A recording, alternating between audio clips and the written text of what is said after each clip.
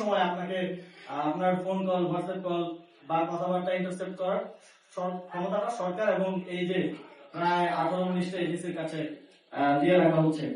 নাগরিক পার্টিকে অনেক সময় কিংস পার্টি বলা হতো। বিএনপি তখন যেটা বলতো যে এই আমাদের বিচারালয়ের রাজনীতিকরণ হয়েছে, দুদকের রাজনীতিকরণ হয়েছে এবং রাজনৈতিক উদ্দেশ্যে ব্যবহার করা হয়, সেটা বিএনপি শুধু বলতো কারণ সে নিজে ব্যবহার করতে পারছে না। এখন সে নিজে রাজনৈতিকভাবে এই প্রতিষ্ঠানগুলোকে ব্যবহার করার জন্য আবার সেই ক্ষেত্রটা প্রস্তুত করছে। আমরা বারবার ওনাদেরকে সংবিধানের কথা বলতে শুনি এবং সংবিধান সংবিধান সংবিধান শুনতে শুনতে মাথা নষ্ট হয়ে গেছে। এখন মানুষ বিভিন্ন সামাজিক বিষয়ে কথা বলতে গেলেও সংবিধান নিয়ে আসে।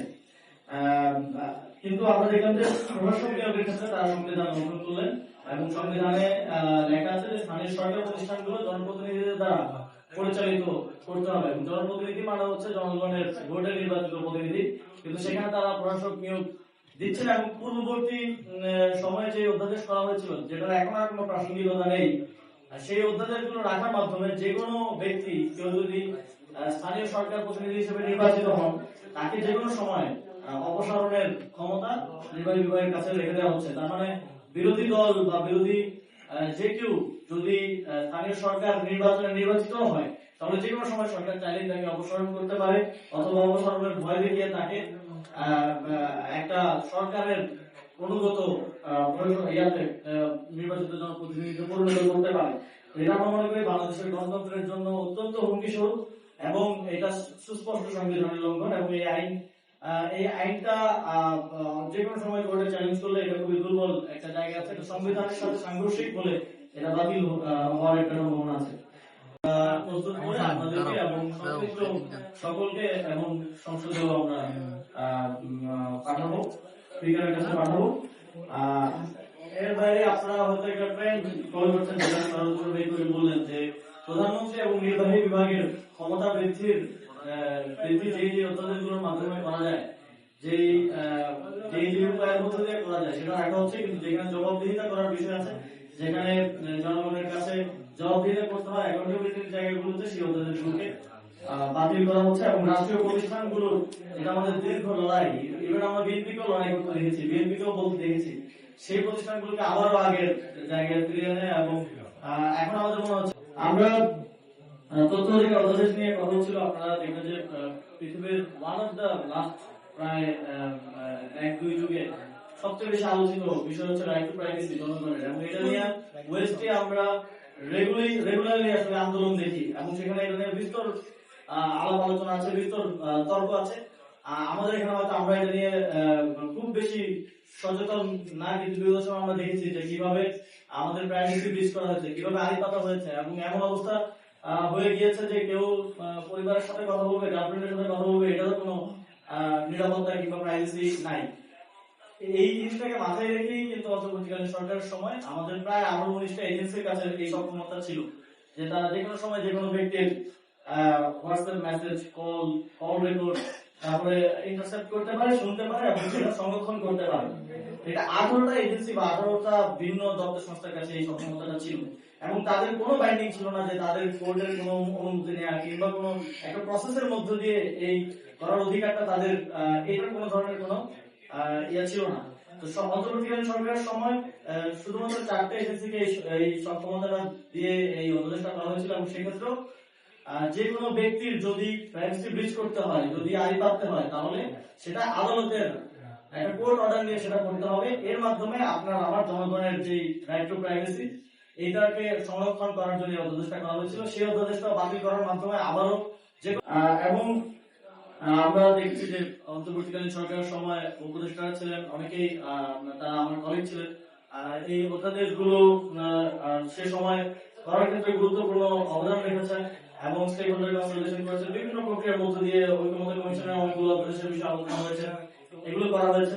কিন্তু এখন আমরা খুবই দুঃখের সাথে আসলে দেখতে পাচ্ছি যে উপদেষ্টারা বেশিরভাগই তারা সিভিল সোসাইটির প্রতিনিধিত্বই করতেন এবং আওয়ামী লীগের সময় পূর্ববর্তী সময় তারা খুবই ভোকাল ছিলেন। তারা এখন এক ধরনের নীরবতা পালন করছেন এবং যখন কথা হয় অনেকে আমাকে বলেন যে একটু বয়স হয়ে কথা বলা। এখন আমার মনে হয় যে এক্ষেত্রে সকলের দায়িত্ব আছে। আপনারা এই গণঅভ্যুত্থানের ফলে শত শত হাজার হাজার মানুষের জীবন দানের ফলে উপদেষ্টা হিসেবে সে সময় দায়িত্ব পেয়েছিলেন, কাজ করার সুযোগ পেয়েছিলেন।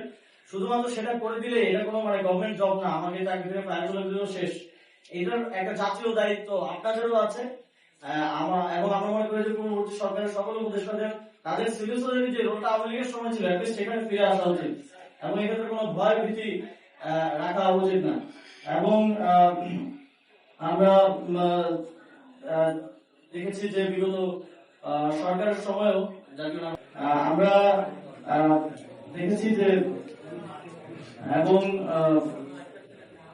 আমরা দেখছি যে বর্তমান সময়ে আবার সরকার যে যে প্রক্রিয়াগুলো অবলম্বন করছে, আমরা ইতিহাসে বিভিন্ন সময় কিংস পার্টি যেভাবে গঠিত হয়েছিল, জাতীয় পার্টি হয়েছিল, বিএনপিও হয়েছিল, যে প্রক্রিয়ার মধ্য দিয়ে হয়েছিল সেই প্রক্রিয়াগুলি আবার অনুসরণ করা হচ্ছে। এই যে প্রশাসন গঠন থেকে শুরু করে এগুলো খুবই পরিচিত প্রক্রিয়া, এর মধ্য দিয়ে একটা স্বৈরাচারের জন্ম হয়।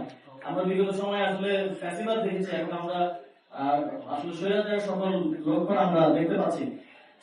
আমরা এই গণভোটের যে বিষয়টা, এটাকে অনেকে বিভিন্ন আলোচনায় আমি দেখছি যে জিয়াউর রহমানের সময় যে গণভোট করা হয়েছিল সেই গণভোটের সাথে তুলনা করা হয়। এটা একটা সুস্পষ্ট পার্থক্য আছে। জিয়াউর রহমানের সময় এই গণভোটের মাধ্যমে লেজিটিমেসি নিয়ে কার্যক্রমের প্রতি এবং এই যে বিভিন্ন প্রসেসের মধ্য দিয়ে তখন এবং এজেন্সিকে ব্যবহার করে একটা কিংস পার্টি তৈরি করার জন্যই মূলত এই গণভোটটা করা হয়েছিল। কিন্তু এবারে গণভোটটা হয়েছে বাংলাদেশের এই রাষ্ট্রের কাঠামোগত সংস্কারের লক্ষ্যে, এবং এবারের গণভোটে জনগণ এই কাঠামোগত সংস্কারের পক্ষে হ্যাঁ ভোট দিয়েছে এবং এটাকে বিজয়ী করেছে।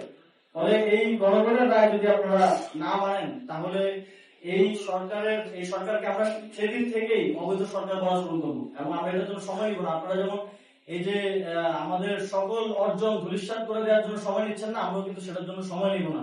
আপনারা যেটা বলছেন যে অনেক সময় আপনারা বলেন, বিভিন্ন আলোচনায় বলেন যে 15 বছরের অভ্যুত্থান হবে না, 20 বছরের হবে না। এটার নজির আছে বাংলাদেশে যখন 69-এর অর্জনটা রক্ষা করা যায় নাই, 71-এর মুক্তিযুদ্ধ হয়েছে, তো আবার 24-এর অর্জন রক্ষা করা না গেলে আবার 26-27-ও এরকম কোন ঘটনা ঘটে যেতে পারে। আমরা জাতীয় নাগরিক পার্টির পক্ষ থেকে আমরা শুরু থেকে বলে আসছি যে এই সরকারকে আমরা সহযোগিতা করতে চাই একটা সুন্দর বাংলাদেশ নির্মাণের জন্য, কিন্তু আপনাদের সদিচ্ছা না থাকার কারণে আমরা সেটা পাচ্ছি না। এবং আমরা এখনো বলতে চাই যে বৈশ্বিক ক্রাইসিস এখন চলমান আছে, এই ক্রাইসিস মোকাবেলার ক্ষেত্র এবং একটা সুন্দর বাংলাদেশ গড়ার জন্য আমরা সকল স্টেক হোল্ডার একসাথে মিলে কাজ করতে চাই। বিরোধী দলের বা বিরোধী জোটের কোনো চিন্তাই ছিল না এত দ্রুত সময়ের মধ্যে রাজপথে নামার। আমরা চিন্তা করছিলাম আবার সাংগঠনিক রাজনীতি গুছিয়ে এবং স্থানীয় সরকার নির্বাচনের দিকে ফোকাস করে সবাই কাজ করব।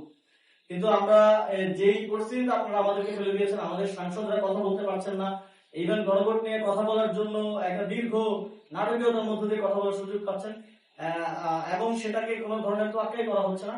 এই পরিস্থিতিতে আমাদের আসলে রাজপথে নামা ছাড়া কোনো উপায় ছিল না এবং সামনের দিনে হয়তো আমাদের এই আন্দোলন আরো বড় পরিসরে আমাদেরকে ভাবতে হতে পারে এবং সেক্ষেত্রে এটা কারোর জন্যই ভালো হবে না, এটা ওভারঅল বাংলাদেশের জন্য একটা ক্ষতি হবে। সেজন্য আমরা আপনাদেরকে আহ্বান জানাতে চাই, এখন আপনারা হুঁশে ফিরে আসুন এবং আপনারা মনে করুন যে আপনাদের সাথে বিগত সময়ে কি কি হয়েছিল এবং সেই জায়গা থেকে সদিচ্ছা দেখান এবং একসাথে আমরা একটা সুন্দর বাংলাদেশ করি। অন্যথায় আমাদের জনগণের কাছে ফিরে যাওয়া ছাড়া এবং জনগণকে আমাদের সাথে নিয়ে আসা ছাড়া আর কোনো উপায় থাকবে না। আমাদের আজকের এই